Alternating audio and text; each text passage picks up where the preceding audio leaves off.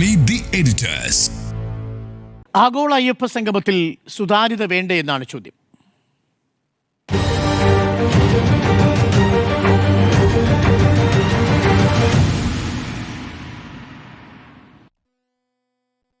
നമുക്കൊപ്പം പിയാ സുനിൽ ഡൽഹിയിൽ നിന്നും ടെലി ട്രാൻസ്പോർട്ടിംഗ് സ്റ്റുഡിയോ സംവിധാനം വഴി ചേരുന്നുണ്ട്. Piya Sunil, good evening. പിയാ സുനിൽ, സുതാര്യത വേണ്ടേ എന്നുള്ളതാണ് ചോദ്യം. ഹൈക്കോടതി ചോദ്യങ്ങളുടെ പശ്ചാത്തലത്തിലും UDFിൻ്റെ ബഹിഷ്കരണാഹ്വാനമില്ലെങ്കിലും ഈ വിഷയത്തോട് ചില സംശയങ്ങൾ പ്രകടിപ്പിച്ച പശ്ചാത്തലത്തിലുമാണ് ഈ ചോദ്യം. പിയാ സുനിൽ. ഉറപ്പായും സുതാര്യത വേണം. സുതാര്യത വേണം എന്ന കാര്യത്തിൽ യാതൊരു സംശയമില്ല. ഇത് സുതാര്യമാവുക തന്നെ വേണം.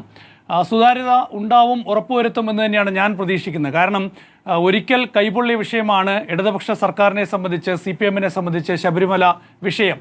നമുക്കറിയാം 2018 ശബരിമല സ്ത്രീ പ്രവേശന വിധിക്ക് ശേഷം ആ വിധി നടപ്പാക്കാനുള്ള സർക്കാർ നീക്കം വലിയ വിവാദമായി, വലിയ സംഘർഷമായി, അത് രാഷ്ട്രീയമായി വലിയ പ്രഹരമായതൊക്കെയാണ്. അതുകൊണ്ട് തന്നെ ഇനി ശബരിമലയുമായി ബന്ധപ്പെട്ട് എന്തെങ്കിലും ഒരു നീക്കം സർക്കാർ നടത്തുന്നുണ്ടെങ്കിൽ അത് ദേവസ്വം ബോർഡാണ് നടത്തുന്നത്. തീർച്ചയായും സർക്കാരിൻ്റെ സമ്മതത്തോടെ തന്നെ ആയിരിക്കുമല്ലോ ദേവസ്വം ബോർഡ് ഈ നീക്കം നടത്തുന്നത്.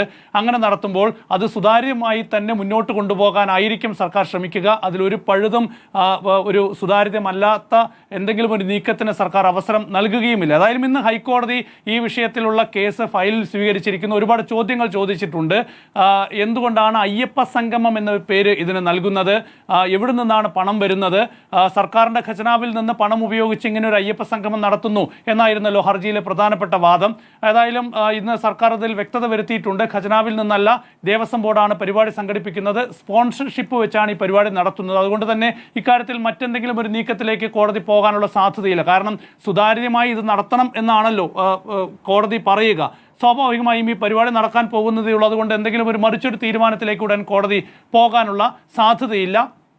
മാത്രമല്ല, ഈ വിഷയത്തിൽ കോടതി ഇടപെടേണ്ട എന്തെങ്കിലും ഒരു സാഹചര്യമുണ്ട് എന്നും ഞാൻ കണക്കാക്കുന്നില്ല. ഏതായാലും ഈ ഒരു നീക്കത്തെ, ഈ ഒരു അയ്യപ്പ സംഗമം എന്നുള്ള ഈ പരിപാടിയെ ഞാൻ ഇടതുപക്ഷ സർക്കാർ കേരളത്തിലെ CPIM നടത്തുന്ന ഗംഭീരമായ ഒരു രാഷ്ട്രീയ നീക്കമായിട്ടാണ് ഞാൻ കണക്കാക്കുന്നത്. കാരണം നോക്കൂ, 2018 ഞാൻ നേരത്തെ പറഞ്ഞ പോലെ ആ വിധി നടപ്പാക്കിയത് CPMനെ വലിയ തിരിച്ചടിയായി എന്ന് CPM തന്നെ വിലയിരുത്തുന്നതാണ്. 2019 തെരഞ്ഞെടുപ്പിൽ വലിയ പ്രഹരമായതാണ് CPMനെ സംബന്ധിച്ച് ആ ഒരു വിധി നടപ്പാക്കാനുള്ള നീക്കം. CPMൻ്റെ കേരളത്തിലെ വോട്ട് ബേസ് നോക്കൂ. CPMൻ്റെ കേരളത്തിലെ വോട്ട് ബേസ് എന്ന് പറയുന്നത് ഹിന്ദു വോട്ടാണ്. CPMൻ്റെ പ്രധാനപ്പെട്ട വോട്ട് ബേസ്.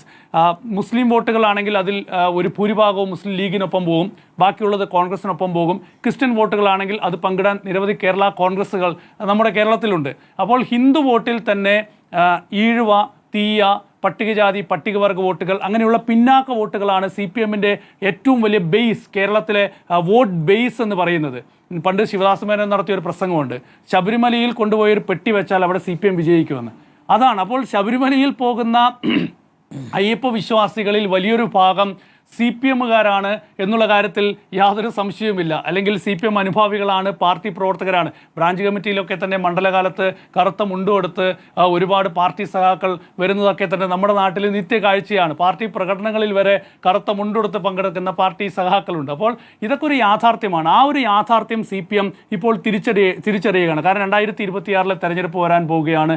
2018 വിധിയുടെ ഭാഗമായി എടുത്തിട്ടുള്ള നിലപാട് 2019 വലിയ തിരിച്ചടിയായി എന്നുള്ളത് CPM തിരിച്ചറിയുകയും അവിടെ നിന്ന് CPM ഒരു തിരുത്തൽ എന്ന് വേണമെങ്കിൽ വിശേഷിപ്പിക്കാൻ കഴിയുന്ന രീതിയിലുള്ള ഒരു പൊളിറ്റിക്കൽ മൂവ് ഇത്തവണ CPM നടത്തുകയാണ്. അതുവഴി ഈ കഴിഞ്ഞ 2024 ലോക്സഭാ തെരഞ്ഞെടുപ്പിൽ നമുക്കറിയാം, തെക്കൻ കേരളത്തിൽ ആലപ്പുഴ ആയിക്കോട്ടെ, കൊല്ലം ആയിക്കോട്ടെ, തിരുവനന്തപുരത്തായിക്കോട്ടെ ഒരുപാട് CPMൻ്റെ പരമ്പരാഗത വോട്ടുകളിൽ വിള്ളലുണ്ടായിട്ടുണ്ട്. ഒരുപാട് വോട്ട്, അത് ഈഴവ കമ്മ്യൂണിറ്റിയുടെ വോട്ട് വലിയ തോതിൽ BJPയിലേക്കോ അല്ലെങ്കിൽ കോൺഗ്രസിലേക്കോ ഒക്കെ തന്നെ പോയ സാഹചര്യമുണ്ട്. BJP വലിയ തോതിൽ വോട്ട് പിടിച്ചിട്ടുണ്ട്. 19% BJP കേരളത്തിൽ പിടിച്ച വോട്ട്. അപ്പോൾ ഇതൊക്കെ തന്നെ വളരെ ഗൗരവമായി CPM വിലയിരുത്തുകയും താഴെത്തട്ടിലുണ്ടായിട്ടുള്ള ഈ ഒരു മാറ്റം എന്തിൻ്റെ അടിസ്ഥാനത്തിലാണ് എന്ന് കൃത്യമായി പരിശോധിച്ചതിൻ്റെ അടിസ്ഥാനത്തിൽ തന്നെയാണ് ഈ ഒരു പൊളിറ്റിക്കൽ മൂവ് CPMും കേരളത്തിലെ ഇടതുപക്ഷ സർക്കാരും ഇപ്പോൾ നടത്തുന്നതെന്നാണ് എൻ്റെ ഒരു അഭിപ്രായം. പക്ഷേ ഏറ്റവും രസകരമായ ഒരു കാര്യം എന്നത് CPMൻ്റെ അല്ലെങ്കിൽ ഇടതുപക്ഷ സർക്കാരിൻ്റെ ഈ ഒരു നീക്കത്തിൽ BJP കയറി കൊത്തി എന്നതാണ്. കാരണം അയ്യപ്പ സംഗമമാണ് കേരളത്തിൽ ഇപ്പോൾ സംഘടിപ്പിക്കാൻ പോകുന്നത്. അതിനെ ശക്തമായി എതിർക്കുകയും ഇപ്പോൾ വിശ്വാസ സംഗമം എന്ന പേരിൽ പുതിയൊരു സംഗമം നടത്താനുള്ള ഒരു നീക്കത്തിലേക്ക് BJP വരുന്നു. അതുകൊണ്ട് അയ്യപ്പൻ ഏതായാലും ഇനി വരാൻ പോകുന്ന തെരഞ്ഞെടുപ്പിലും പ്രധാനപ്പെട്ട ഒരു വോട്ട് രാഷ്ട്രീയത്തിൻ്റെ ഭാഗമാകുന്നു, ഒരു പ്രധാനപ്പെട്ട ഒരു രാഷ്ട്രീയ ബിന്ദുവാകാൻ പോകുന്നു എന്ന കാര്യത്തിൽ യാതൊരു സംശയവുമില്ല. അയ്യപ്പൻ്റെ പേര് പറഞ്ഞായിരിക്കും 2026 നിയമസഭാ തെരഞ്ഞെടുപ്പിലും ഇനി കേരളത്തിലെ പ്രചരണം എന്ന കാര്യത്തിലും യാതൊരു തർക്കവുമില്ല. പാലക്കാട് പണ്ട് ശ്രീകണ്ഠനൊക്കെ തന്നെ കറുത്ത മുണ്ടുടുത്ത് വോട്ട് ചോദിച്ചു എന്നൊക്കെ പറയുന്നുണ്ട്. അപ്പോൾ ഇതൊക്കെ ഒരു രാഷ്ട്രീയമായി കേരളത്തിൽ മാറാൻ പോവുകയാണ്. പക്ഷേ ദേശീയ തലത്തിൽ നോക്കുമ്പോൾ CPM-നെ സംബന്ധിച്ച് കേരളത്തിൽ സ്വീകരിക്കുന്ന ഈ നിലപാട് ഒരുപക്ഷെ വലിയ വിമർശനങ്ങൾക്ക് വഴിവെക്കാൻ സാധ്യതയുണ്ട്. കാരണം നോക്കും, കമ്മ്യൂണിസ്റ്റ് പ്രസ്ഥാനങ്ങൾ എപ്പോഴും മതങ്ങൾക്ക് അതീതമായി നിൽക്കണം എന്നാണല്ലോ നമ്മൾ പറയുക. അപ്പോൾ ദേശീയ തലത്തിൽ BJP-യുടെ ഒരു ഫാഷിസ്റ്റ് സമീപനം ഉണ്ട്. മതങ്ങളെ രാഷ്ട്രീയമായി ഉപയോഗിക്കുക എന്നത് അയോധ്യയിൽ നരേന്ദ്രമോദി രാമക്ഷേത്രം തുറന്നു കൊടുക്കാനായി നടത്തിയ നീക്കത്തെ അതിശക്തമായി എതിർത്ത പാർട്ടിയാണല്ലോ CPM.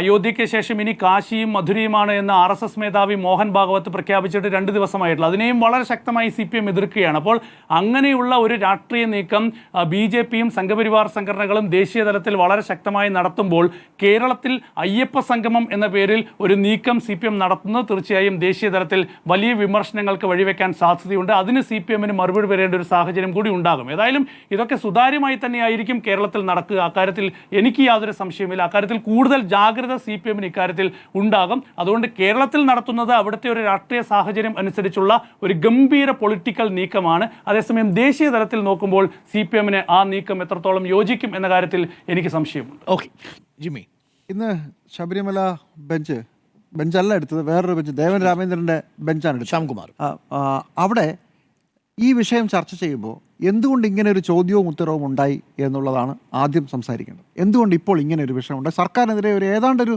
വാക്കാലാണെങ്കിലും അത്ര കാര്യമായ വിമർശനം തന്നെയാണ്. അത് പണമിടപാടിനെ കുറിച്ചൊക്കെയാണ് കോടതി ചോദിച്ചത്.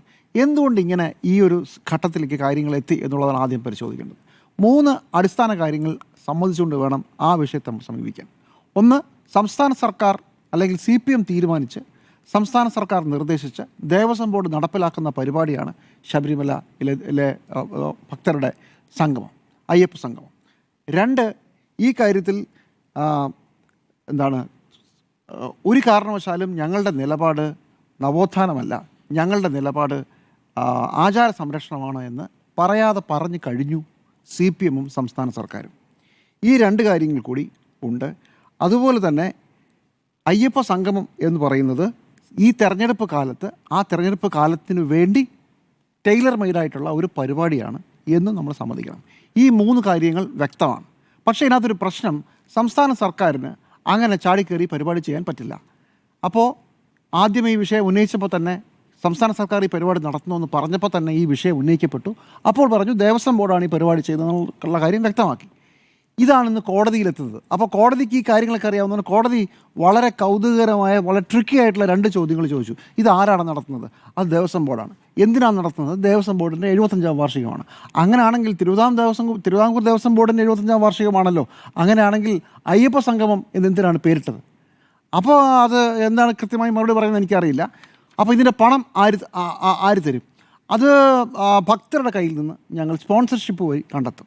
ഇതിനകത്തൊരു പ്രശ്നമുള്ളത്, ശബരിമലയിലെ ഏതെങ്കിലും ഒരു കാര്യം ചെയ്യണമെങ്കിൽ ശബരിമലയിലെ കാര്യങ്ങൾ തീരുമാനിക്കുന്നത് ദേവസ്വം ബോർഡ് മാത്രമല്ല. അതിനുവേണ്ടി പ്രത്യേക സ്ഥിരം ബെഞ്ച് ഹൈക്കോടതിയിലുണ്ട്.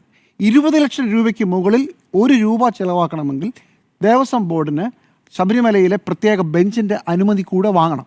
അവിടെയാണ് ഈ പ്രശ്നം. അപ്പോഴാണ് ഞങ്ങൾ ചിലവാക്കും എന്ന് പറയാതെ അത് സ്പോൺസർമാർ വഴി ചിലവാക്കും എന്ന് പറയേണ്ടി വന്നത്.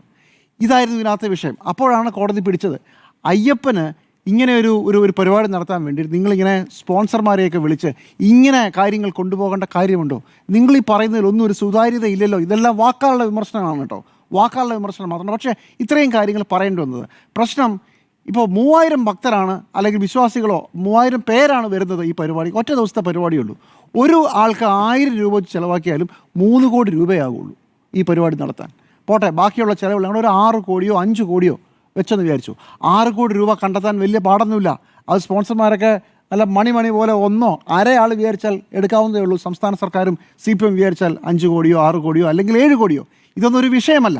പക്ഷേ പ്രശ്നം, ഇത് ആര് നടത്തുന്നു, എന്തിനു നടത്തുന്നു, ആർക്കു വേണ്ടി നടത്തുന്നു, എന്താണ് ഉദ്ദേശം, ഈ 4 കാര്യങ്ങൾ കോടതിക്ക് മുമ്പിൽ പറയുമ്പോൾ കുറച്ചുകൂടെ വൃത്തിയായിട്ട് പറയണം. അവിടെയാണ് സർക്കാരിൻ്റെ ഭാഗത്തു നിന്നൊരു ചെറിയൊരു ഒരു അത്ര കൺവിൻസിങ് ആയില്ല കോടതിക്ക് നമുക്ക് തോന്നുന്ന രീതിയിലുള്ള വാക്കാൽ വിമർശനങ്ങൾ ഉണ്ടായത്. അതിൻ്റെ കാരണം ഇതൊരു സർക്കാർ തെരഞ്ഞെടുപ്പിന് വേണ്ടി ടൈലർ മെയ്ഡായിട്ടുണ്ടാക്കിയ ഒരു പരിപാടിയാണ് എന്നുള്ളതാണ്. ആ കാര്യത്തിൽ എനിക്ക് ഒരു സംശയവുമില്ല. ഇത് മനസ്സിലാക്കിയ കോൺഗ്രസും ഇത് മനസ്സിലാക്കിയ BJPയും ഇതിന് പിന്നാലെ ചാടി വീണതും ഇത് പേടിച്ചുകൊണ്ട് തന്നെയാണ്. അല്ലാതെ ശബരിമലയിൽ സംസ്ഥാന സർക്കാർ എന്തോ മോശം കാര്യം ചെയ്യുന്നു, അതിനെ അങ്ങ് എതിർത്ത് കളയാം എന്ന് വിചാരിച്ചിട്ടുമല്ല പ്രതിപക്ഷ പാർട്ടികളുടെ ഈ വിമർശനം എന്നുള്ളത് നമുക്ക് എല്ലാവർക്കും അറിയാം. 10 വോട്ട് ശബരിമല അയ്യപ്പൻ്റെ പേരിൽ CPM കൊണ്ടുപോകും എന്ന് മനസ്സിലായപ്പോൾ ഉണ്ടായ ഭയമാണ് ഇതിൻ്റെ കാരണം. അപ്പോൾ ശബരിമലയിലെ ഈ കോടതിയിലെ ഇനി അടുത്ത ബെഞ്ച് ഇത് ഒരാഴ്ച കഴിഞ്ഞാൽ ഈ കേസ് വീണ്ടും പരിഗണിക്കാൻ പോവുകയാണ്. അവിടെ വെച്ച് സർക്കാർ സ്പോൺസറെ കിട്ടി, ഈ പരിപാടി ഇന്നയാൾ സ്പോൺസർ ചെയ്യുമെന്ന് പറഞ്ഞാൽ ഈ വിഷയം കഴിഞ്ഞു. 5 കോടിയോ 6 കോടിയോ ബഡ്ജറ്റ് കാണിക്കണം, എവിടുന്ന് പണം വരുമെന്ന് പറഞ്ഞു. ഞാനീ പറഞ്ഞ കണക്ക് പറഞ്ഞാൽ മതി സാറേ, 3000 ആളുണ്ട്, 1000 രൂപ വെച്ച് ചിലവാക്കി ഞങ്ങൾക്ക് ഇത്രയാവുള്ളൂ, പിന്നെ ഒരു 2 കോടിയോ 3 കോടിയോ മറ്റു കാര്യങ്ങൾക്ക് വേണ്ടി അത് ഇന്നാരും കൂടെ തരും. കോടതിക്ക് മുമ്പുള്ള പ്രശ്നം തീർന്നേ.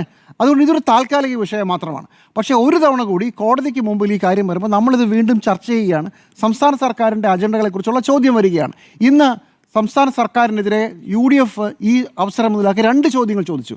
ഒന്ന്, നിങ്ങൾ പഴയ നിലപാട് തിരുത്തുമോ? 2, നിങ്ങൾ കേസുകൾ പിൻവലിക്കുമോ? കേസുകളൊന്നും ഒരു കാരണവശാലും പിൻവലിക്കാനാവില്ല, അതൊക്കെ ക്രിമിനൽ കേസാണ്. ആ ക്രിമിനൽ കേസൊക്കെ പിൻവലിക്കാനാവില്ല എന്നുള്ളത് ഇനിയിപ്പോൾ VD സതീശൻ മുഖ്യമന്ത്രി ആയാലും കോൺഗ്രസ് അധികാരത്തിൽ വന്നാലും ഈ കേസുകൾക്ക് പിൻവലിക്കണമെങ്കിൽ കോടതിയുടെ അനുമതി വേണം. അതൊന്നും നടക്കുന്ന കാര്യമല്ല. പിന്നെ സർക്കാരിൻ്റെ നിലപാട് തിരുത്തണോ വേണ്ടെന്നുള്ളത് അത് തിരുത്തി കഴിഞ്ഞല്ലോ. ദേവസ്വം ബോർഡ് പ്രസിഡന്റ് കൃത്യമായി പറഞ്ഞു കഴിഞ്ഞു ഞങ്ങളുടെ നിലപാട് ആചാര സംരക്ഷണമാണ്. ഒരു ചെറിയ ഉദാഹരണം കൊണ്ട് പഴയൊരു കഥ കൂടെ പറയാം.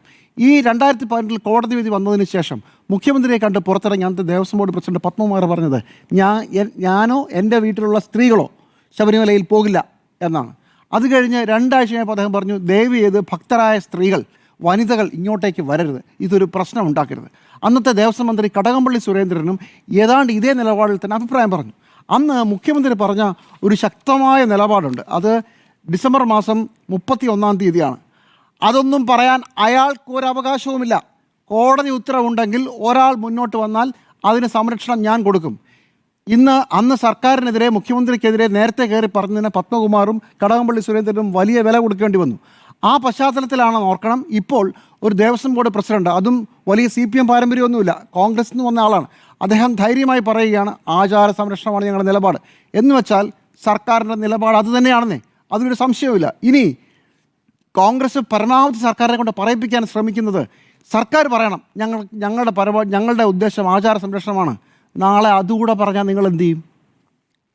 പ്രശ്നം അവിടം വരെയല്ലേ ഉള്ളൂ, അതുകൊണ്ട് തീരും. സർക്കാർ പറയുകയാണ് ഇപ്പോൾ ഈ വിഷയത്തിൽ കോടതിയിലെ കേസ് നിൽക്കുകയാണ്, കോടതിയുടെ പുനഃപരിശോധനാ ഹർജികൾ പരിഗണിച്ചുകൊണ്ടിരിക്കുന്നതേ ഉള്ളൂ, സ്റ്റാറ്റസ് കോ നിലനിൽക്കണം, ബാക്കി കോടതി തീരുമാനിക്കട്ടെ. അതുകൂടെ പറഞ്ഞാൽ ഈ വിഷയം തീർന്നു. CPM കൊണ്ടുവന്ന് വെച്ച കളത്തിൽ നിന്ന് കളിച്ച് അവസാനം കളി തോറ്റു പോകുന്ന ഒരു അവസ്ഥയിലേക്ക് കോൺഗ്രസ് പോകും എന്നുള്ളതാണ്. പക്ഷേ BJP കുറച്ചുകൂടെ ബുദ്ധിപരമായിട്ടാണ് ഈ കാര്യങ്ങൾ നീക്കുന്നത്. BJP ഒരു പുതിയ ബദൽ സംഗമം നടത്തുകയാണ്. ഈ പണ്ട് ശബരിമലയിൽ മകരജ്യോതി തെളിയും, അപ്പോൾ നമുക്കന്ന് തെളിയിച്ചു എന്ന് പറയാൻ പറ്റില്ല, മകരജ്യോതി തെളിഞ്ഞു എന്നേ പറയാൻ പറ്റുള്ളൂ. എന്നിട്ട് കമൻട്രി മഹാത്ഭുതം എന്നൊക്കെ പറഞ്ഞിട്ടാണ്. അത് കഴിഞ്ഞിട്ട് ശബരിമലയിലെ മുഖ്യ തന്ത്രി തന്നെയാണ് ഒരിക്കൽ ഏഷ്യാനെറ്റ് ടെലിയിൽ അത് തെളിയിക്കുന്നത് തന്നെയാണെന്ന് പറഞ്ഞത്. അതോടുകൂടിയാണ് ആ കോൺട്രവേഴ്സി അവസാനിച്ചത്. പക്ഷേ അതിനും ഒരു 25 വർഷം മുമ്പ് ആ കഥ ഭയങ്കര രസമാണ്.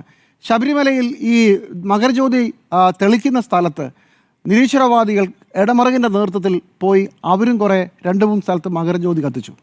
അപ്പോൾ ഓൾ ഇന്ത്യയുടെ കമൻട്രി അതാ മഹാത്ഭുതം, ഒന്നല്ല അനവധി മകരജ്യോതികൾ കത്തിയിരിക്കുന്നു, മഹാത്ഭുതം എന്ന് പറഞ്ഞാണ് അവിടെ രക്ഷിച്ചത് എന്ന് പറഞ്ഞതുപോലെ നാളെ കോൺഗ്രസ് ഇറങ്ങുമായിരിക്കും. സംസ്ഥാന സർക്കാരും ദേവസ്വം ബോർഡും ചേർന്ന് നടന്ന ഒരു അയ്യപ്പ സംഗമം നടക്കുമ്പോൾ ഒന്നല്ല അനവധി അയ്യപ്പ സംഗമങ്ങൾ അതേ ദിവസം നടക്കും. ഞാൻ മനസ്സിലാക്കുന്നത് പ്രധാനപ്പെട്ട ഡൽഹിയിൽ നിന്നുള്ള വളരെ പ്രധാനപ്പെട്ട ഒരു നേതാവായിരിക്കും BJPയുടെയും RSSൻ്റെയും അയ്യപ്പ സംഗമം ഉദ്ഘാടനം ചെയ്യാൻ പോകുന്നത്. കോൺഗ്രസും അങ്ങനെയാണെങ്കിൽ ആ സൂചന കിട്ടിയാൽ വെറുതെ ഇരിക്കുമോ? കോൺഗ്രസും ചിലപ്പോൾ കൊണ്ടുവരുമായിരിക്കും. ചുരുക്കത്തിൽ അയ്യപ്പ സംഗമങ്ങളുടെ ഒരു മാലയാണ് നമ്മൾ അടുത്ത മാസം കാണാൻ പോകുന്നത്. ഇത് രാഷ്ട്രീയ ലാഭത്തിന് വേണ്ടി അങ്ങോട്ടും ഇങ്ങോട്ടുമുള്ള പിടിവലിയുടെ ഭാഗമായി ഉണ്ടാകുന്നതാണ്. ഇതാണ് ശബരിമലയിൽ അയ്യപ്പ സംഗമത്തിൻ്റെ ഭാഗമായി നടക്കാൻ പോകുന്നത്. സംസ്ഥാന സർക്കാരിനെ സംബന്ധിച്ചിടത്തോളം പഴയ കാര്യം തെറ്റിപ്പോയി എന്ന് പറയാൻ അവർക്ക് ഒരു മടിയുമില്ല എന്നും കാര്യങ്ങളെല്ലാം ഓക്കെയാണെന്നും പറഞ്ഞു കഴിഞ്ഞതാണ്. പിന്നെയുള്ളത് ആകെ ഒരു ജാള്യതയാണ്. ഈ പഴയ കാര്യങ്ങളൊക്കെ പറഞ്ഞ് നവോത്ഥാനം രണ്ടാം ഘട്ടമാണെന്നൊക്കെ പറഞ്ഞു പോയൊരു പഴയ ജാള്യതയാണ്. പക്ഷേ പിണറായി വിജയൻ സർക്കാർ 3.0 നടപ്പിലാക്കണമെങ്കിൽ ചിലപ്പോൾ ഇതൊക്കെ പറയണമെന്ന് ഒരു തീരുമാനിച്ചു കഴിഞ്ഞ സ്ഥിതിക്ക് അതും പറയും എന്നാണ് ഞാൻ വിചാരിക്കുന്നത്. അങ്ങനെ യാതൊരു തരത്തിലുള്ള പ്രത്യയശാസ്ത്ര ബാഗേജും ഇപ്പോൾ ഇടതുമുന്നണി സർക്കാരിനോ ഇടതുമുന്നണിയിലെ പാർട്ടികൾക്കോ ഇല്ല. ഞങ്ങൾ ഇപ്പോൾ ശബരിമലയിലെ ആചാര സംരക്ഷണത്തിൻ്റെ കൂടെ തന്നെയാണ് എന്ന് പറയുന്നതോടുകൂടി ആ വിഷയം അവസാനിക്കും. പക്ഷേ ഈ നവോത്ഥാന മതിലും അതുപോലെ തന്നെ നവോത്ഥാന സദസ്സും 14 ജില്ലയിലും നടന്നപ്പോൾ അന്ന് അതിനുവേണ്ടി ന്യായം ചമച്ച കേരളത്തിലെ ഇടതുപക്ഷ ബുദ്ധിജീവികൾ എന്ത് ചെയ്യും? CPM എല്ലാ കാലത്തും അവരുടേതായൊരു ന്യായമുണ്ട്. ആ ന്യായം അങ്ങോട്ട് മാറാനും ഇപ്പോൾ മുസ്ലിം ലീഗിനെ കൂടെ കൂട്ടാനും മുസ്ലിം ലീഗിനെ തള്ളാനും ഓരോ കാലത്ത് ഓരോ ന്യായങ്ങളുള്ളതുപോലെ ജമാഅത്തെ ഇസ്ലാമിയെ കൂടെ കൂട്ടാനും കൂടെ കൂട്ടാതിരിക്കാനും ഓരോ ന്യായങ്ങളുള്ളതുപോലെ ഈ കാര്യത്തിലും കൃത്യമായ നിലപാടൊക്കെ CPM പറഞ്ഞ് തടി വരും. പക്ഷേ ഇടതുപക്ഷ സഹയാത്രികൾ ഇടതുപക്ഷ ബുദ്ധിജീവികൾ എങ്ങനെയായിരിക്കും ഇതിനെ ന്യായീകരിക്കുക എന്നറിയാൻ എനിക്ക് താല്പര്യമുണ്ട്. അതൊരു ഗംഭീര കാഴ്ചയായിരിക്കും ഇനിയുള്ള ദിവസങ്ങളിൽ. ഞാൻ ആകാംക്ഷയോടെ ഇവരുടെയൊക്കെ ഫേസ്ബുക്ക് പോസ്റ്റ് പോയി ഞാൻ നോക്കുന്നുണ്ട്. ആരും അനങ്ങിയിട്ടില്ല, വരട്ടെ. അതാണ് ഇനി കാണേണ്ട ഒരു കാഴ്ച. സുതാര്യത വേണ്ടേ എന്നുള്ളതാണ് ചോദ്യം. സുതാര്യത വേണമല്ലോ, ഏതിടപാടിലും സുതാര്യത വേണം. അതാണ് രാഷ്ട്രീയവും ജനാധിപത്യവും ധാർമ്മികവുമായിട്ടുള്ള കാര്യം. അങ്ങനെ തന്നെ വേണം. എനിക്ക് അടിസ്ഥാനമായി 2-3 കാര്യങ്ങൾ പറയാനുണ്ട്. ഒന്ന്, യഥാർത്ഥത്തിൽ ഈ കേസ് നമ്മൾ മറന്നുപോയോ? ഈ കേസിന് പിന്നിൽ പ്രവർത്തിച്ചത് ആരാണെന്നും ഈ കേസിൽ അന്നത്തെ സർക്കാർ എടുത്ത നിലപാട് എന്താണെന്നും ഓർമ്മിച്ചുകൊണ്ട് വേണം ആഗോള അയ്യപ്പ സംഘവുമായിട്ട് ബന്ധപ്പെട്ട വിവാദത്തെ കാണുന്നതാണ് ഞാൻ മനസ്സിലാക്കുന്നത്. ശരിയാണ്, ഇതിനകത്തൊരു രാഷ്ട്രീയമുണ്ട്. എന്താണ് രാഷ്ട്രീയം? രാഷ്ട്രീയം BJP ഇടതുപക്ഷ വോട്ടുകളിൽ, പ്രത്യേകിച്ച് ഏറ്റവും പ്രധാനപ്പെട്ട ഈഴവ വോട്ടുകൾ അടക്കം കൊണ്ടുപോകുന്നൊരു സാഹചര്യം കഴിഞ്ഞ ലോക്സഭാ തെരഞ്ഞെടുപ്പിലുണ്ടായി. അത് നിയമസഭാ തെരഞ്ഞെടുപ്പിൽ ആവർത്തിക്കുകയാണെങ്കിൽ നിർണായകമായ പല സീറ്റുകളിലും അവരുടെ വിന്നിംഗ് സാധ്യതയെ അത് ബാധിക്കും എന്നുള്ളത് CPM നേരിട്ടറിയാം. അതുകൊണ്ട് തന്നെ ഈ യുവതീ പ്രവേശനവുമായി ബന്ധപ്പെട്ട വിഷയത്തിലെടുത്ത ആ നിലപാട് അവിടെ നിൽക്കുമ്പോൾ തന്നെ അതിനെ മറികടക്കാൻ വേണ്ടി, അതിനെ പിൻവലിക്കാൻ വേണ്ടി എന്ന് ഞാൻ വിശ്വസിക്കുന്നില്ല. ഈ നിമിഷം വരെയും ശബരിമലയിലെ യുവതീ പ്രവേശന വിഷയവുമായി ബന്ധപ്പെട്ട സുപ്രീം കോടതി വിധിക്കെതിരായിട്ടൊരു നിലപാട് സർക്കാർ സ്വീകരിച്ചിട്ടില്ല. ഇനി ഞാൻ ആ കേസ് ഒന്ന് പ്രേക്ഷകരെ ഓർമ്മിപ്പിക്കാം. ഈ കേസ് യഥാർത്ഥത്തിൽ വന്ന് 2018 7 വർഷം കൊണ്ട് ചില ആളുകൾ പ്രചരിപ്പിക്കാനോ അഥവാ ബോധ്യപ്പെടുത്താനോ ശ്രമിക്കുന്നത് ഈ കേസ് കൊടുത്തത് CPM സർക്കാരോ ആണോ എന്ന മട്ടിലാണ്. യഥാർത്ഥത്തിൽ ഈ കേസ് 2018 വരുന്നതിന് മുൻപൊരു ചരിത്രം കൂടിയുണ്ട്.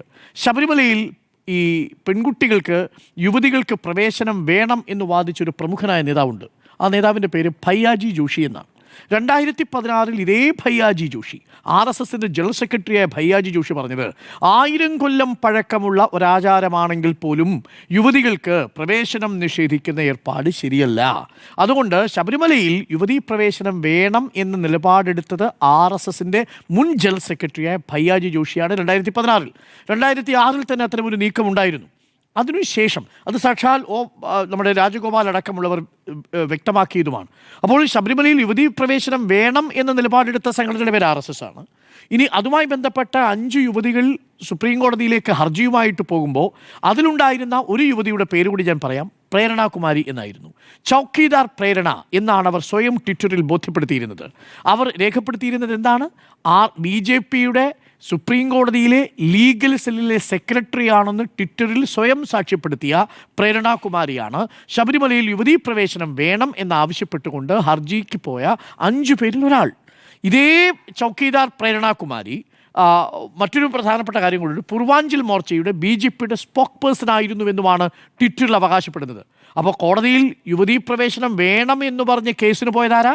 കേസിന് പോയത് BJPയുടെ സുപ്രീം കോടതിയിലെ ലീഗൽ സെല്ലിലെ സെക്രട്ടറി എന്ന് സ്വയം അവകാശപ്പെടുന്ന പ്രേരണകുമാരി. ഈ ശബരിമലയിലെ യുവതീ പ്രവേശനം വേണം എന്ന നിലപാടെടുത്ത സംഘടനയുടെ പേരെന്താ? അത് RSS. എടുത്ത നേതാവിൻ്റെ പേരെന്താ? ഭയ്യ ജോഷി. ഇത്രയും കാര്യങ്ങൾ നമ്മുടെ മുന്നിലുണ്ട്. അപ്പോൾ യുവതീ പ്രവേശനം വേണമെന്ന നിലപാട് അന്ന് CPM എടുത്തിട്ടില്ല.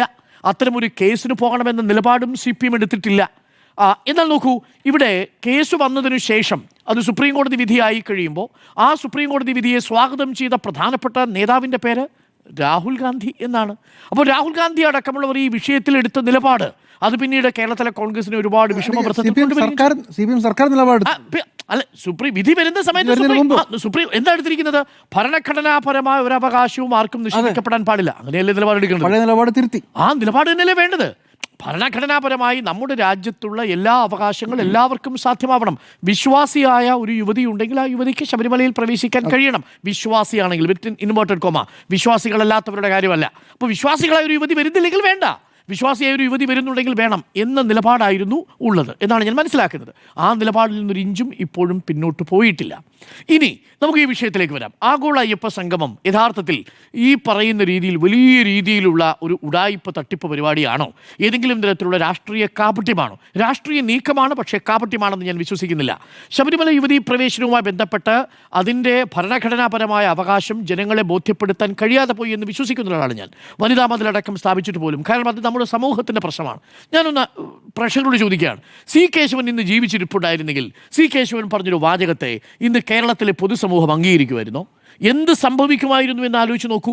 അതായത് ഇപ്പോൾ ഒരു ക്ഷേത്രങ്ങൾക്ക് തീയിട്ട് കഴിഞ്ഞാൽ, ഒരു ക്ഷേത്രം നശിച്ചാൽ അത്രയും നല്ലത് എന്ന് ഏതെങ്കിലും ഒരു പ്രധാനപ്പെട്ട ക്ഷേത്രത്തിൻ്റെ ഏതെങ്കിലും ഒരു മതിലിൻ്റെ ഏതെങ്കിലും ഒരു ഭാഗം തീപിടിച്ചാൽ ആ ഒരു നേതാവ് പറഞ്ഞു എന്ന് കരുതുക, കേരളത്തിൽ അയാളെ പച്ചയ്ക്ക് കത്തിക്കില്ലേ ഇപ്പോഴത്തെ അവസ്ഥയിൽ?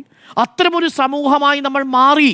അത്തരം റിഗ്രസീവായ, പുരോഗമന വിരുദ്ധമായ, വലതുപക്ഷ വ്യതിയാനമുള്ളൊരു സമൂഹമായി മാറുമ്പോൾ ആ സമൂഹത്തിൽ ഭരണഘടനയുടെ ധാർമ്മികതയോ സ്ത്രീയുടെ പൗരാവകാശമോ ഒന്നുമല്ല ചോദ്യം ചെയ്യപ്പെടുക. താങ്കൾ പറഞ്ഞു വരുന്നത് ക്ഷേത്രങ്ങൾ കത്തിക്കുന്നത് പുരോഗമനമാണ് എന്താണ് ഞാൻ പറഞ്ഞത്? എന്താണ് ഞാൻ താങ്കൾ ഇതാണ് ഇതിലെ പ്രശ്നം. ഇത് ഇങ്ങനെയാണ് വ്യാഖ്യാനിക്കുക. സി കേശവൻ പറഞ്ഞത് അങ്ങനെയാണോ?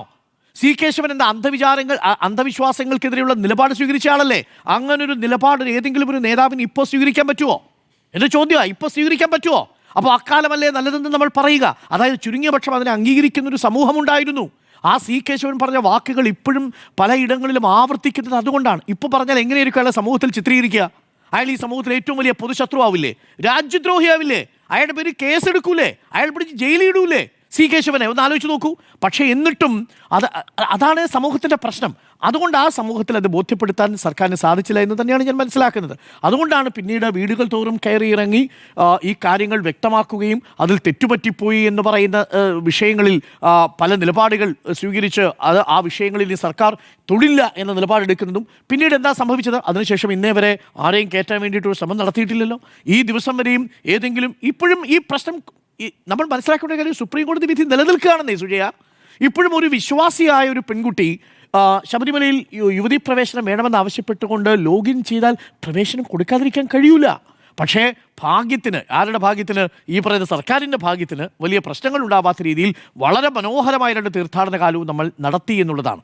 അതുകൊണ്ട് ആഗോള അയ്യപ്പ സംഗമത്തെക്കുറിച്ച് ഉയരുന്ന ഇനിയുള്ള പ്രശ്നങ്ങളിൽ സുതാര്യത വേണ്ട എന്നുള്ളതാണ്. എവിടെയാ സുതാര്യത ഇല്ലാത്തത്? Question number 1. ആഗോള അയ്യപ്പ സംഗമം സംഘടിപ്പിക്കുന്നത് ആരാ? ദേവസ്വം ബോർഡ് സംഘടിപ്പിക്കുന്നു.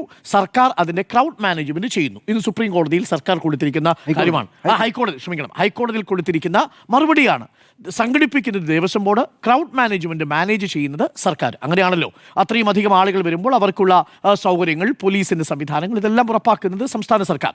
ചില ആളുകൾ പറഞ്ഞു, ബാറുകളിലാണോ നിങ്ങൾക്ക് അവർ താമസമൊരുക്കിയിരിക്കുന്നത്? എന്ത് അബദ്ധമാണ് ഈ പറയുന്നത്?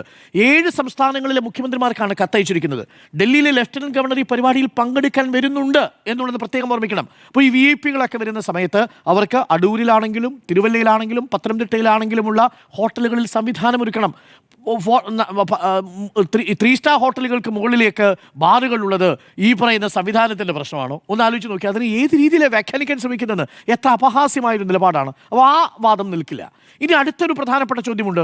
ഈ വിഷയത്തിൽ സ്പോൺസർഷിപ്പുമായി ബന്ധപ്പെട്ട വിഷയത്തിൽ ചില തെറ്റിദ്ധാരണകളുണ്ടല്ലോ. 4-5 കോടി, നേരത്തെ ജിമ്മി വിശദീകരിച്ചു, 4-5 കോടിയാണ് ഇതിന് പ്രാഥമികമായി ചെലവ് വരുന്നത് എന്നാണ് കണക്കാക്കിയിരിക്കുന്നത്. ഇതിൽ 1 രൂപ പോലും സർക്കാരിൻ്റെ ഖജനാവിൽ നിന്നെടുക്കില്ലെന്നാണ് ഇന്ന് ഹൈക്കോടതിയിൽ സർക്കാർ കൊടുത്തിരിക്കുന്ന മറുപടി. 1 രൂപ പോലും പബ്ലിക് എക്സ്ചെക്കറിൽ നിന്ന് ഈ ആഗോള അയ്യപ്പ സംഗമം സംഘടിപ്പിക്കാൻ വേണ്ടി കൊടുക്കില്ല. ദേവസ്വം ബോർഡിൽ നിന്നും കൊടുക്കില്ല. അത് പൂർണ്ണമായിട്ടും സ്പോൺസർഷിപ്പ് വഴി കണ്ടെത്തും. അങ്ങനെയല്ലേ വേണ്ടത്? നമ്മൾ ഗുരുവായൂരിൽ ഒരു വലിയ ആശുപത്രി വരുന്നു എന്ന് പറയുമ്പോൾ, ഗോശാല പണിയാൻ വേണ്ടിയിട്ട് സ്പോൺസർ വരുന്നു എന്ന് പറയുമ്പോൾ നമ്മളതിനെ പ്രോത്സാഹിപ്പിക്കുകയാണ് വേണ്ടത്. അവർ വരുന്ന സമയത്ത് ആ സ്പോൺസറിന് താല്പര്യമുണ്ടെങ്കിൽ അത് അവിടെ കൊടുക്കാം.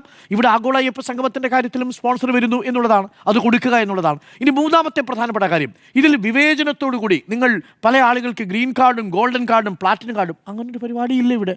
അങ്ങനെ എന്തൊരു തെറ്റിദ്ധാരണാജനകമായ കാര്യമാണ്. ആഗോള ലോക കേരള സഭയുമായി ബന്ധപ്പെട്ട് നടത്തിയതുപോലെ ഈ പലതരം കാർഡുകൾ കൊടുത്ത് നിങ്ങൾ VIP എന്ന നിലയിലൊന്നും കൊടുക്കുന്ന പൈസയുടെ അടിസ്ഥാനത്തിൽ വേർതിരിക്കാൻ പോകുന്നില്ല. 3000-ഓളം ആളുകൾ പങ്കെടുക്കുന്നു. അവരെ എങ്ങനെയാണ് തിരഞ്ഞെടുക്കുന്നത്?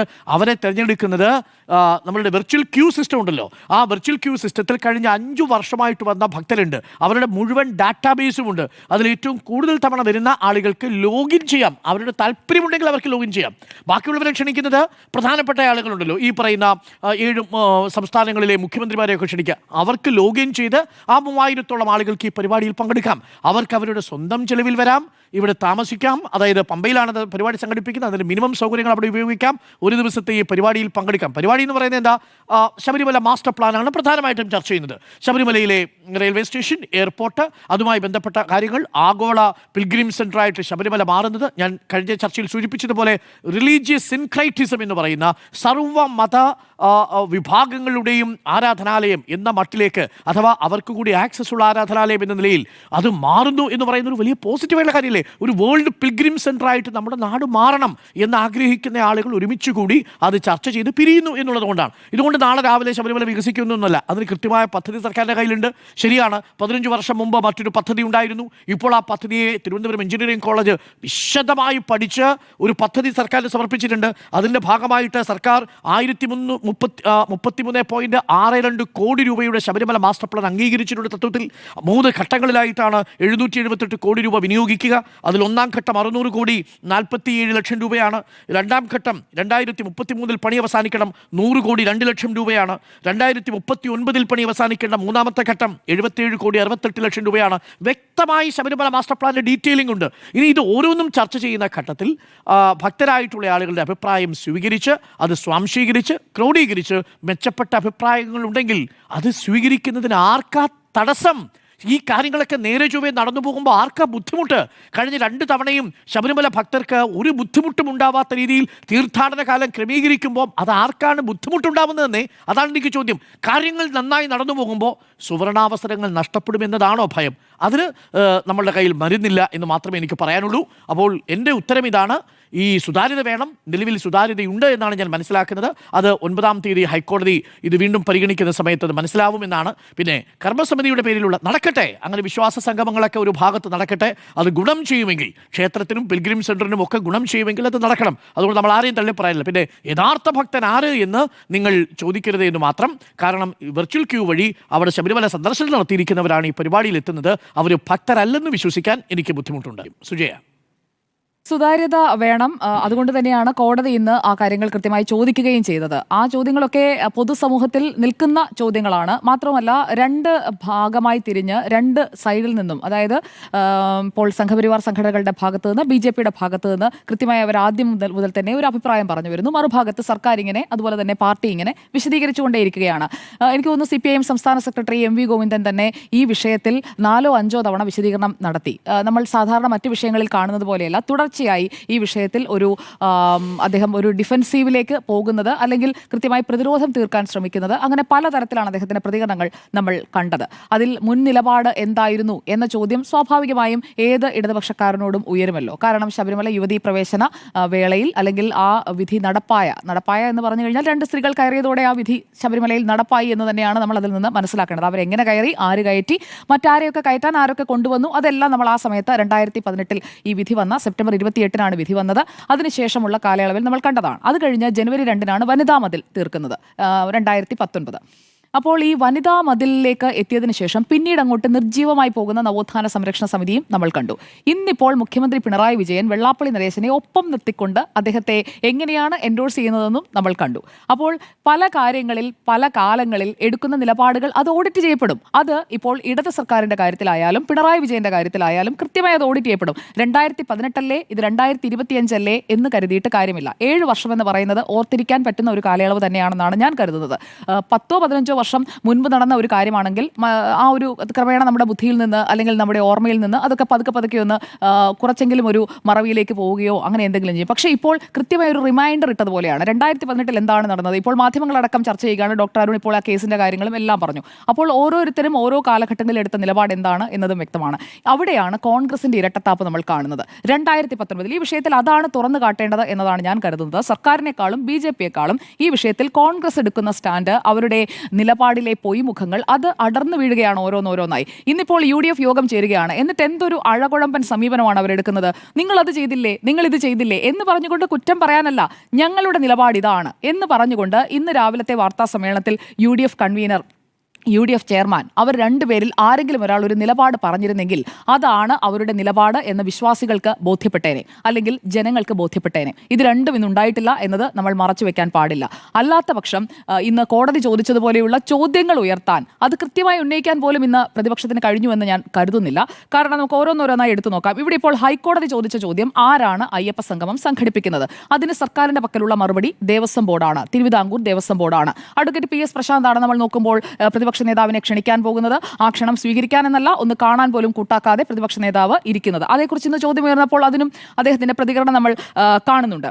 ഈ ദേവസ്വം ബോർഡിന്റെ പ്ലാറ്റിനം ജൂബിലി ആഘോഷത്തിന്റെ ഭാഗമായി അയ്യപ്പ സംഗമം നടത്തുന്നു എന്ന് പറയുമ്പോൾ അയ്യപ്പ സംഗമം മാത്രമല്ലെന്നേ, നമുക്ക് മറ്റ് സംഗമങ്ങളും വേണം. ഏറ്റുമാനൂരിലൊക്കെ വേണം. ഏറ്റുമാനൂരപ്പൻ്റെ ഒരുപാട് ഭക്തരുണ്ടല്ലോ. അപ്പോൾ ഇവിടേക്ക് വന്നു കഴിയുമ്പോഴേക്കും ഇവിടം വരെയുള്ള എല്ലാ 1252-54 ക്ഷേത്രങ്ങളുണ്ടെന്നാണ് ഞാൻ മനസ്സിലാക്കുന്നത്. അപ്പോൾ അതിലെല്ലാം പ്രതിഷ്ഠകൾ വ്യത്യസ്തമാണ്. മാത്രമല്ല അയ്യപ്പ ക്ഷേത്രങ്ങൾ ശബരിമല മാത്രമല്ല തിരുവിതാംകൂർ ദേവസ്വം ബോർഡിന്റെ കീഴിൽ വരുന്നത്. അപ്പോൾ ആ ക്ഷേത്രങ്ങളിലെല്ലാം ഓരോ ഡേറ്റിയുടെയും ഓരോ വിശ്വാസത്തിലും അല്ലെങ്കിൽ ഓരോരുത്തരും ഇപ്പോൾ ഗണപതി മിത്താണെന്ന് പറഞ്ഞുകൊണ്ട് ഇനിയിപ്പോൾ ഗണപതി സംഗമം നടത്തുമെന്ന് എനിക്കറിയില്ല. അങ്ങനെയാണെങ്കിൽ ഇപ്പോൾ ഗണേശോത്സവത്തിന്റെ ഭാഗമായി അത് നടത്താമായിരുന്നു, ഒരു ഗണേശ സംഗമം.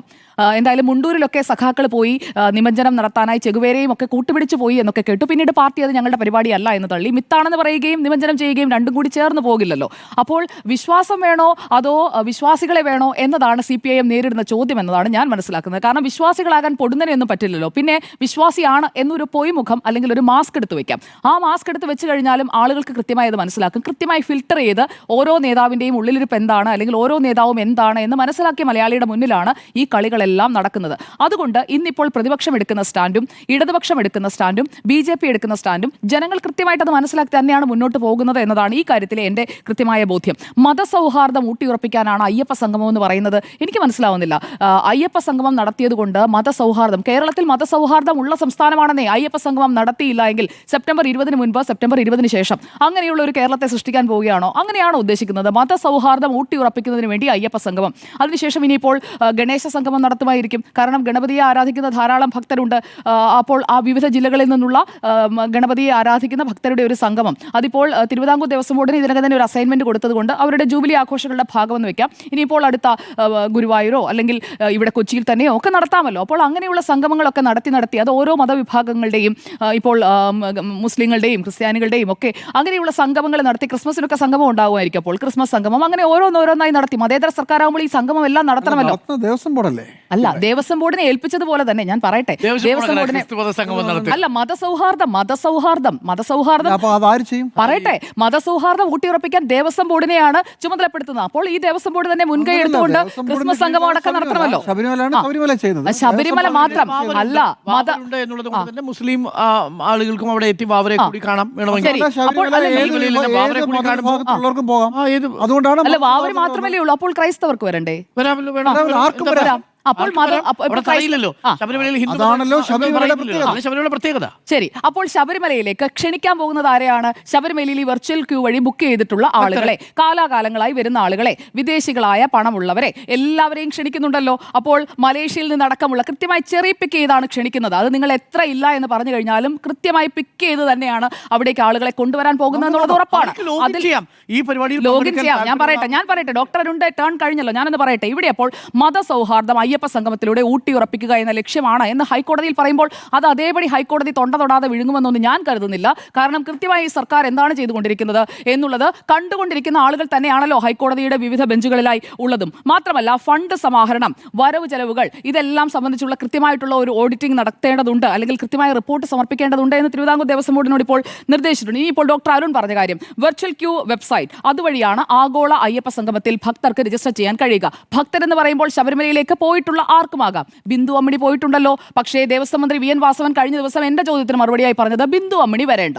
അപ്പോൾ അവരെന്താ ഭക്തയല്ലേ? യുവതീ പ്രവേശം, താങ്കൾ പറഞ്ഞ പോയിന്റ് തന്നെയാണ്, ഞാൻ പൂർത്തിയാക്കട്ടെ. യുവതീ പ്രവേശം നടപ്പായത് ബിന്ദു അമ്മിണി ശബരിമലയിൽ കയറിയപ്പോൾ കൂടിയാണല്ലോ. ആ ബിന്ദു അമ്മിണിക്ക് പ്രവേശനമില്ലാത്ത എന്ത് സംഗമമാണ് അപ്പോൾ അവിടെ നടക്കുന്നത്? ബിന്ദു അമ്മിണി വരേണ്ട. അവരെയല്ല, അവരെ പോലുള്ളവരെയല്ല ഞങ്ങൾ ഉദ്ദേശിച്ചത്. ഇത് മന്ത്രിയുടെ വാക്കുകളാണ്, I'm quoting V N Vasavan. അപ്പോൾ അവരെ പോലുള്ളവരെയല്ല ഉദ്ദേശിച്ചത്. അപ്പോൾ യുവതീ പ്രവേശത്തിൽ ബിന്ദു അമ്മിണിയെ അവിടെ മല കയറ്റിയതിൽ സർക്കാർ ചെയ്ത കാര്യങ്ങളിൽ ഞങ്ങൾക്ക് തെറ്റുപറ്റിപ്പോയി, ബിന്ദു അമ്മിണി അവിടെ കയറാൻ പാടില്ലായിരുന്നു എന്ന് പറഞ്ഞു കഴിഞ്ഞാൽ അവിടെ BJPയും സംഘപരിവാർ സംഘടനകളും പറയുന്നത് അതേപടി ആവർത്തിക്കുകയാണ് മന്ത്രി വി എൻ വാസവൻ, ദേവസ്വം മന്ത്രി വി എൻ വാസവൻ. ഇതാണ് ഞാൻ പറഞ്ഞ ഇരട്ടത്താപ്പ്, അല്ലെങ്കിൽ ഒരു പൊയ് മുഖം അവിടെ ഉണ്ട് എന്നുള്ളത് കൃത്യമായി മനസ്സിലാകുന്ന കാര്യമാണ്.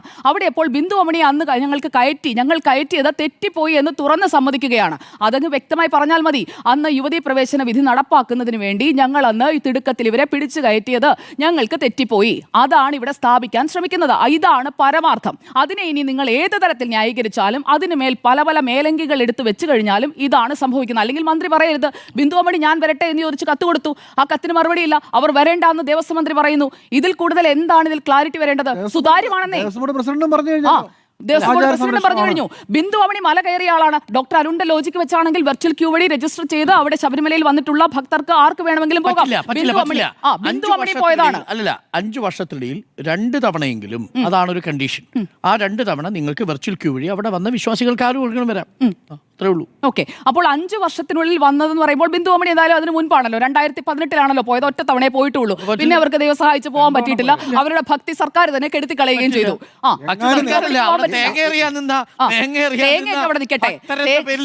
ആളുകളാണ്. അല്ല, താങ്കൾ തേങ്ങയെ കാണുകയുള്ളൂ, താങ്കൾ ദേവസ്വം മന്ത്രി പറഞ്ഞു കാണില്ല. അതുകൊണ്ടാണ് തേങ്ങയെ കാണൂ, തേങ്ങയെ കാണൂ. താങ്കൾ തേങ്ങ ഒന്ന് താഴ്ത്തി വെക്കൂ. ഞാനൊന്ന് പറയട്ടെ, ഈ സംഗമം നടത്തുന്നത് സർക്കാരാണോ ദേവസ്വം ബോർഡാണോ? ശരി, തേങ്ങ മാത്രമല്ല, മനിതി സംഘവും ഒക്കെ നമുക്ക് ഓർമ്മയുണ്ട്. ഞാൻ വിഷയത്തിലേക്ക് വരട്ടെ. അപ്പോൾ ഈ സംഗമം നടത്തുമെന്ന് ആദ്യം പ്രഖ്യാപിച്ചത് ആരാണ്? ദേവസ്വം മന്ത്രിയാണ്. അപ്പോൾ ദേവസ്വം മന്ത്രി പറഞ്ഞതിന് ശേഷം ക്ഷണിക്കാൻ പോകുന്നത് ആരെയാണ്? എക്കാലവും ഹിന്ദു വിരുദ്ധത പ്രകടമായി തന്നെ പ്രകടിപ്പിച്ചിട്ടുള്ള MK സ്റ്റാലിനെയാണ്. MK സ്റ്റാലിനെ ക്ഷണിക്കുന്നു. അതിനുശേഷം MK സ്റ്റാലിനെ തടയുമെന്ന് പറയുന്നു. പിന്നീട് സ്റ്റാലിൻ വരുന്നില്ല എന്ന് പ്രഖ്യാപിക്കുന്നു. കാരണം വിശ്വാസികൾക്കായുള്ള സംഗമം എന്നാണല്ലോ, രാഷ്ട്രീയക്കാർക്കായുള്ള സംഗമമല്ല. ഭരണ നേതൃത്വത്തിൽ ഭാഗമെന്ന നിലയിൽ, മുഖ്യമന്ത്രി എന്ന നിലയിൽ സ്റ്റാലിനെ കൊണ്ടുവരുന്നു എന്നത് വാദത്തിന് വേണ്ടി സമ്മതിച്ചാൽ പോലും സ്റ്റാലിൻ എന്തായാലും വരുന്നില്ല. ഉദയനിധി സ്റ്റാലിനും വരുന്നില്ല. അവിടെ നിന്ന് 2 മന്ത്രിമാരായിരിക്കും വരിക എന്നുള്ളതാണ്. അപ്പോൾ ഇത് സർക്കാരിന്റെ പരിപാടിയല്ല, ദേവസ്വം ബോർഡിന്റെ ജൂബിലിയുടെ ഭാഗമായിട്ടുള്ള പരിപാടിയാണെങ്കിൽ സംസ്ഥാന സർക്കാരിന്റെ മുദ്ര പതിപ്പിച്ച, എംബ്ലം പതിപ്പിച്ച, സംസ്ഥാന സർക്കാരിന്റെ ലെറ്റർ ഹെഡിലുള്ള സംസ്ഥാന സർക്കാരിന്റെ ക്ഷണക്കത്താണ് പോകുന്നത്. അപ്പോൾ സർക്കാരാണോ പരിപാടി നടത്തുന്നത്? ദേവസ്വം ബോർഡാണോ പരിപാടി നടത്തുന്നത്? ദേവസ്വം ബോർഡിന്റെ പ്രവർത്തനങ്ങളിൽ സർക്കാർ നേരിട്ട് ഇടപെട്ടിരിക്കുന്നു. ഒരു മതേതര സർക്കാർ ദേവസ്വം ബോർഡിനെ ഹൈജാക്ക് ചെയ്തുകൊണ്ട് ദേവസ്വം ബോർഡ് ചെയ്യുന്ന കാര്യം എന്ന് കോടതിയിൽ പറയുകയും എന്നാൽ സർക്കാർ തന്നെ നേരിട്ട് ഈ ക്ഷണക്കത്തെല്ലാം അയക്കുകയും ചെയ്യുകയാണ്. സർക്കാർ നടത്തുന്നതിന് ഞാൻ എതിരല്ല. സർക്കാർ നടത്തുന്നത് നല്ലത് തന്നെയാണ്. കാരണം ഈ ഒരു വിശ്വാസം മാത്രമല്ല, എല്ലാ വിശ്വാസികൾക്കും വേണ്ടി നടത്തണമെന്നേ. കാരണം കേരളത്തിൽ ബഹുഭൂരിപക്ഷവും വിശ്വാസികളായ മനുഷ്യരാണ്. എത്തീസ്റ്റുകളൊക്കെ വളരെ ചുരുക്കമാണ്. ഇപ്പോൾ നമ്മൾ എവിടെ എടുത്ത് നോക്കിക്കഴിഞ്ഞാലും 5 പേരെ എടുത്തിട്ടുണ്ടെങ്കിൽ അതിൽ ഒരു എത്തീസ്റ്റേ മാക്സിമം ഉണ്ടാവുകയുള്ളൂ. അതാണ് ഈ നാടിന്റെ ദുർഗതി. എത്തിസ്റ്റ് ഉള്ളതാണോ? അല്ല, എത്തിസ്റ്റ് ഒന്നായി പോകുന്നത്. ശരി, സയന്റിഫിക് ടെമ്പർമെന്റ് എന്നുള്ള ഒരാളുള്ളത് അഭിമാനപൂർവ്വം അല്ല. സയന്റിഫിക് ടെമ്പർ വിശ്വാസിക്ക് ഉണ്ടാകില്ല എന്നൊന്നും താങ്കൾ കരുതണ്ട. വിശ്വാസി എന്ന് പറഞ്ഞാൽ സയന്റിഫിക് ടെമ്പർ ഇല്ലാത്തവരാണെന്നാണോ? അല്ല, അഭിമാനത്തോടു കൂടി 5-ൽ 1 ഉള്ളൂ കേട്ടോ. അല്ല, എത്തിസ്റ്റ് എന്ന് പറഞ്ഞു കഴിഞ്ഞാൽ എല്ലാ വിശ്വാസങ്ങളെയും പുച്ഛിക്കുന്ന, അല്ല, എല്ലാ വിശ്വാസങ്ങളെയും പുച്ഛിക്കുന്നത് 5-ൽ 1 ആണെങ്കിലും അത് അപകടമാണ്. 5-ൽ 1 ആണെങ്കിലും അത് അപകടമാണ്. പുച്ഛിക്കുന്നത് ആരാ? ഒരു വിശ്വാസിയാണ്. അയാൾ വിശ്വസിക്കാത്ത മറ്റൊരു മതത്തെ പുച്ഛിക്കുന്നത്. ഒരു യുക്തിവാദിയും മറ്റു മതത്തെ പുച്ഛിക്കുകയല്ല ചെയ്യുന്നത്. അയാൾക്ക് മറ്റു മതങ്ങളും ഇല്ല, നിങ്ങളുടെ മതം കൂടി എനിക്കില്ല, അത്രേ ഉള്ളൂ. ശരി, അപ്പോൾ ശരി, എത്തിസ്റ്റുകൾക്ക് വേണ്ടി വാദിക്കാനും ആരെങ്കിലും വേണമല്ലോ. അപ്പോൾ ഞാൻ പറയട്ടെ, അപ്പോൾ അയ്യപ്പന്മാർക്ക് സംശയം ഉണ്ടാകുന്നത് എന്തുകൊണ്ടാണ്? മന്ത്രി സത്യപ്രതിജ്ഞ ചെയ്തത് ദൃഢപ്രതിജ്ഞയാണ്. ദേവസ്വം മന്ത്രി വി എൻ വാസവന്റെ നിയമസഭയിലെ സത്യപ്രതിജ്ഞ നമ്മൾ എടുത്തു നോക്കിക്കഴിഞ്ഞാൽ അദ്ദേഹം മന്ത്രിയെ സത്യപ്രതിജ്ഞ ചെയ്തിരിക്കുന്നത് ദൃഢപ്രതിജ്ഞയാണ് ചെയ്തിരിക്കുന്നത്, ദൈവനാമത്തിൽ സത്യപ്രതിജ്ഞ ചെയ്ത ആളല്ല. അപ്പോൾ വിശ്വാസികൾ വരട്ടെ, വിശ്വാസികളുടെ സംഗമമായിരിക്കണം എന്നതാണ് NSSന്റെ നിലപാട്. അപ്പോൾ ദേവസ്വം മന്ത്രി പോലും വിശ്വാസിയല്ല എന്നത് അദ്ദേഹത്തിന്റെ സത്യപ്രതിജ്ഞാ വേളയിൽ വ്യക്തമായ കാര്യമാണ്. ദൈവനാമത്തിൽ അദ്ദേഹം സത്യപ്രതിജ്ഞ ചെയ്തിട്ടില്ല എന്നത് നമ്മുടെ മുന്നിലുള്ള യാഥാർത്ഥ്യമാണ്. എന്തായാലും ഇതിന് അപ്പുറത്തൊരു സംഗമം കൂടി 22-ാം തീയതി നടക്കാൻ പോവുകയാണ്. അപ്പോൾ വിശ്വാസികളെ എല്ലാവർക്കും വേണം. എന്നാൽ ആരൊക്കെയാണ് വിശ്വാസികൾക്കൊപ്പമുള്ളത്, ആർക്കാണ് വിശ്വാസമുള്ളത് എന്നത് ജനങ്ങൾക്ക് കൂടി വിശ്വാസമാകണം. അതിലാണ് ഒരു സുതാര്യത വേണ്ടത്. അല്ലാതെ വെറുതെ ഫണ്ട് പിരിവിന് മാത്രമായിട്ട് അല്ലെങ്കിൽ പണക്കാരായ ഭക്തരെ കൂടുതലായിട്ട് കൊണ്ടുവന്ന് അതുകൂടി ഈ ഫണ്ടിലേക്ക് കൊണ്ടുവന്ന്, കാരണം ഏറ്റവും കൂടുതൽ വരുമാനമുള്ള ക്ഷേത്രമാണ് ശബരിമല എന്നതും ഈ ദേവസ്വം ബോർഡിന്റെ പ്ലാറ്റിനം ജൂബിലിക്ക് ഈ ശബരിമല അല്ലെങ്കിൽ അയ്യപ്പ സംഗമം എന്ന് പറഞ്ഞുകൊണ്ട് പ്രത്യേകിച്ച് ഇങ്ങനെ തെരഞ്ഞെടുക്കുന്നതിൽ നിന്ന് നമുക്ക് കൃത്യമായി മനസ്സിലാക്കാൻ കഴിയും. അതൊക്കെ മനസ്സിലാക്കാത്ത പൊട്ടന്മാരൊന്നും അല്ല മലയാളികൾ. പറയട്ടെ, അല്ല ഞാൻ ചോദിക്കട്ടെ, നടവരവ് പോലും ഇല്ലാത്ത ജീർണാവസ്ഥയിൽ കിടക്കുന്ന എത്രയോ ക്ഷേത്രങ്ങൾ ഇതേ തിരുവിതാംകൂർ ദേവസ്വം ബോർഡിന്റെ കീഴിലുണ്ട്. പറയട്ടെ സംസ്ഥാന സർക്കാർ ഇടപെട്ടുകൊണ്ട് ഈ വിശ്വാസികൾക്കൊപ്പമാണെന്ന് പറയുന്ന, എന്റെ പോയിന്റ് അതാണ്, വിശ്വാസികൾക്കൊപ്പമാണെന്ന് പറയുകയാണെങ്കിൽ താങ്കളുടെ ജില്ലയിലടക്കം എത്രയോ ക്ഷേത്രങ്ങൾ ജീർണാവസ്ഥയിൽ കിടക്കുന്നുണ്ട്, എന്റെ ജില്ലയിൽ കിടക്കുന്നുണ്ട്. അപ്പോൾ അവിടെയൊക്കെയുള്ള ജീർണാവസ്ഥയിലുള്ള ക്ഷേത്രങ്ങൾ അല്ല, അവിടെ ജീവനക്കാർക്കുള്ള തുക കൊടുക്കുന്നത് എത്രയാണ്, എത്രമാത്രം തുകയാണ് കൊടുക്കുന്നത്, അതുപോലെ ഈ ജീർണാവസ്ഥയിലുള്ളതിന്റെ പുനരുദ്ധാരണം എത്ര സ്ഥലങ്ങളിൽ നടക്കുന്നുണ്ട്, അതൊക്കെ വിശ്വാസികൾ തന്നെയാണ്. മലബാർ ദേവസ്വം, നമ്മൾ തിരുവിതാംകൂർ ദേവസ്വം ബോർഡിന്റെ കാര്യമാണല്ലോ പറയുന്നത്. തിരുവിതാംകൂർ ദേവസ്വം ബോർഡിന്റെ ജൂബിലി ആഘോഷം അല്ലല്ല, അങ്ങനെ പറഞ്ഞു പോകുക, വിഷയം മാറ്റണ്ട. പറയട്ടെ, ആ കോടി അവിടെ നിൽക്കട്ടെ. കാലത്തിന് ശേഷം സർക്കാർ തിരുവിതാംകൂർ ദേവസ്വം ബോർഡിന്റെ നടവരവില്ലാത്ത ക്ഷേത്രങ്ങൾക്ക് വേണ്ടിയിട്ട് സർക്കാർ അങ്ങോട്ട് കൊടുത്തത്. ശരി, കൊടുത്തതിന് ശേഷം എത്ര സ്ഥലങ്ങളിൽ പുനരുദ്ധാരണം നടന്നിട്ടില്ല. അതാ ഞാൻ ചോദിക്കുന്ന കാര്യം അതാണ്. എന്തുകൊണ്ട് ഈ കാര്യങ്ങളിൽ കൃത്യമായി സുതാര്യത വേണമെന്നേ.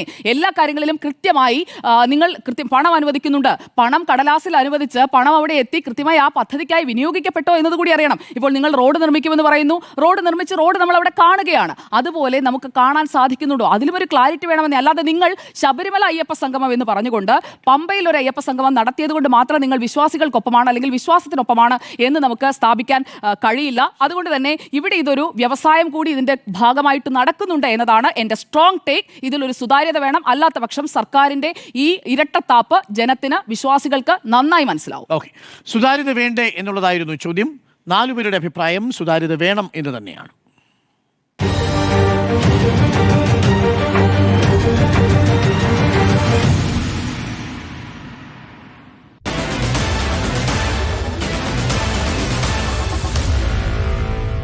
Meet the editors.